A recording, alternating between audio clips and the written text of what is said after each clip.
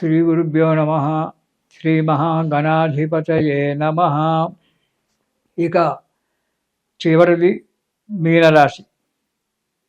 ఈ రాశి వారికి ఈ సంవత్సరం మార్చి 18 వరకు ఆదాయం 5, వ్యయం కూడా 5. మార్చి 19 నుండి ఆదాయం 14, వ్యయం 11గా ఉంటుంది. ఈ రాశి వారికి మే 25 వరకు అర్ధాష్టమ గురువు ఉండడం వల్ల చేసే వృత్తి వ్యాపారాల్లో లాభసాటి లేకపోవడం, జన్మ శని వల్ల ఇబ్బందుల పాలు కావడము, మానసిక చింతన, అనారోగ్యము, లేనిపోని నిందలు పడడము ఇలాంటి జరగడానికి ఆస్కారం ఉంది. ప్రతి పనిలో ఆటంకాలు ఏర్పడము, ఎంత ప్రయత్నించినా పని సఫలం కాకపోవడము జరుగుతుంది.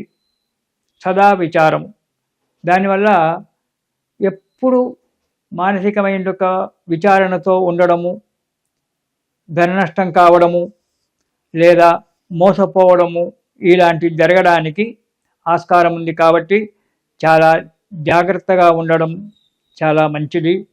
మీనరాశి వారు మే 26 నుంచి కొంత అనుకూల వాతావరణం ఏర్పడడానికి ఆస్కారం ఉంది. ఆదాయం బాగానే ఉంటుంది, కానీ అంతకు మించినటువంటి ఖర్చులు రావడానికి ఆస్కారం ఉంది. మే 25 నుంచి ఆరోగ్యం దెబ్బతినవచ్చు. ప్రతి విషయంలో జాగ్రత్తగా ఉండండి. ఎవరిని నమ్మకండి, నమ్మి మోసపోకండి. కాబట్టి మీ దగ్గరికి చాలామంది వస్తుంటారు. అందరు మేము ఇది చేస్తాం, ఈ సహాయం చేస్తాం, ఆ సహాయం చేస్తాం, మనము కంపెనీ పెడదాం, మనం ఇది చేసుకుందాం, సొంతగా వ్యాపారాలు చేద్దాం అని చెప్పి మిమ్మల్ని బుజ్జగిస్తుంటారు. కానీ లొంగకండి, వారిని నమ్మి మోసపోకండి, జాగ్రత్తగా వ్యవహారాలు చేయండి. నిరుద్యోగులకు ఉద్యోగం లభించేటువంటి ఒక ఆస్కారం ఉంది. ప్రయత్నించాలి. అది కూడా చాలా ప్రయత్నిస్తే నిరుద్యోగులకు ఉద్యోగాలు దొరకడానికి ఆస్కారం ఉంది. కోరుకున్న ఉద్యోగాలు చేసేటువంటి వారు కోరుకున్న ప్రదేశానికి బదిలీలు కావడము, అక్కడ మీకు అనుకూల వాతావరణం ఏర్పడుతుంది. కానీ ప్రతి పనిని చాలా ప్రయత్నం చేయాలి, జాగ్రత్తగా ఉండాలి.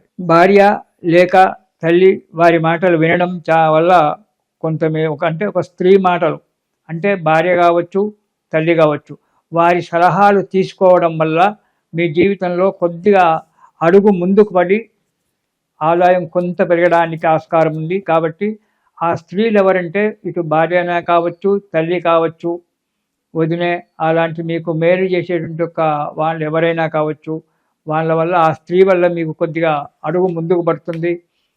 మనశ్శాంతిగా ఉండడానికి కొంతగా ఆస్కారం దొరుకుతూ ఉంది. ఆరోగ్యం దెబ్బతింటుంది. కాబట్టి ఆరోగ్య విషయంలో కూడా చాలా జాగ్రత్త. అనవసరమైన ప్రయాణాలు పెట్టుకోకండి. ఎక్కడ ప్రయాణాలు చేయకుండా ఉండడమే చాలా మంచిది. అత్యవసరమైతేనే ప్రయాణాలు చేయండి, లేదా హాయిగా మీ ఆఫీసులో కూర్చోండి, ఇంటికి వచ్చి ఇంటి దగ్గర కూర్చోండి, కృష్ణ రామ అనుకుంటూ ఉండండి. అంతేగాని అనవసరమైన వ్యాపకాలు పెట్టుకోవడం వల్ల జీవితంలో చాలా దెబ్బతింటారు మీనరాశి వారు. ఉద్యోగస్తులకు బాగానే ఉంటుంది.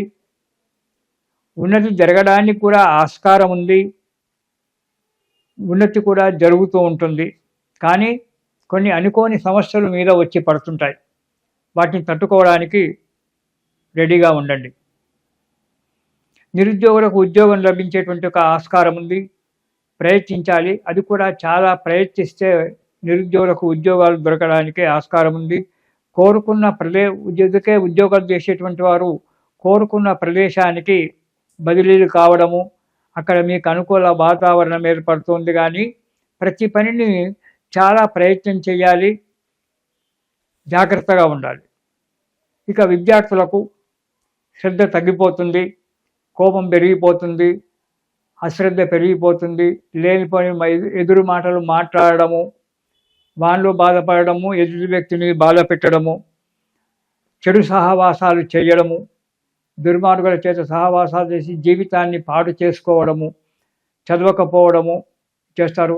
ఏమనంటే నేను మంచిగానే చదువుతున్నాను, మంచిగానే రాశాను, వాడు మార్కులు వేయలేదంటాడు. మనం మంచిగా రాస్తే వాడెందుకు మార్కులు వేయడు? వాడికి నీ మీదేం పగలేదు కదా విద్యావాడికి.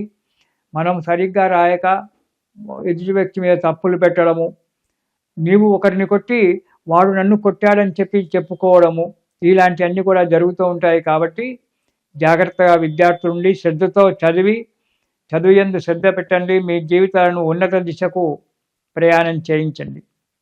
ఇక వ్యాపారస్తులకు ఇది అనుకూలమైన సంవత్సరమే అని చెప్పవచ్చు. వ్యాపారం లాభసాటిగా ఉంటుంది. మంచిగా వ్యాపారాలు సాగుతూ ఉంటాయి. ఆశించినంత లాభం కూడా వస్తుంది. కొత్త వ్యాపారాలనే పెట్టుకోవడం జరుగుతుంది. అందులో కూడా కొత్త వ్యాపారంలో కూడా లాభసాటిగా ఉంటుంది. కానీ కొత్తగా వ్యాపారాలు పెట్టేటువంటి వారు జాయింట్ వ్యాపారాలు పెట్టే కంటే సొంతగా ఉన్న దాంట్లో సొంతగా చిన్న వ్యాపారం పెట్టుకోవడం మంచిది. కానీ జాయింట్ వ్యాపారాలు పెట్టుకోకపోవడం చాలా మంచిదని చెప్పి నా ఆలోచన. కానీ ప్రతి విషయంలో ఆలోచించి జాగ్రత్తగా అడుగు ముందుకెయ్యండి. ఎవరిని కూడా నమ్మకండి. చివరకు కొడుకునైనా భార్యనైనా తల్లి తండ్రినైనా ఎవరైనా సరే నమ్మకండి. జాగ్రత్తగా అడుగులు ముందుకెయ్యండి. దీనివల్ల కొంత నష్టపోవాల్సి వస్తుంది. కాబట్టి జాగ్రత్తగా అడుగులు వేస్తూ మీకు నచ్చిన భగవంతుణ్ణి శరణు వేడండి. శని స్తోత్రము కాలభైరవ స్తోత్రం చదువుకోండి. ఆ శని స్తోత్రము కాలభైరవ స్తోత్రం చదవడం వల్ల జన్మస్థానంలో ఉండబడే యొక్క శని యొక్క దోషాలన్నీ కూడా అవి యొక్క సమస్యకు కొలికొచ్చి పరిష్కారమై కొంతలో కొంత మీకు మనశ్శాంతి లభించి మానసికంగా సంతోషంగా హాయిగా ఉంటారు.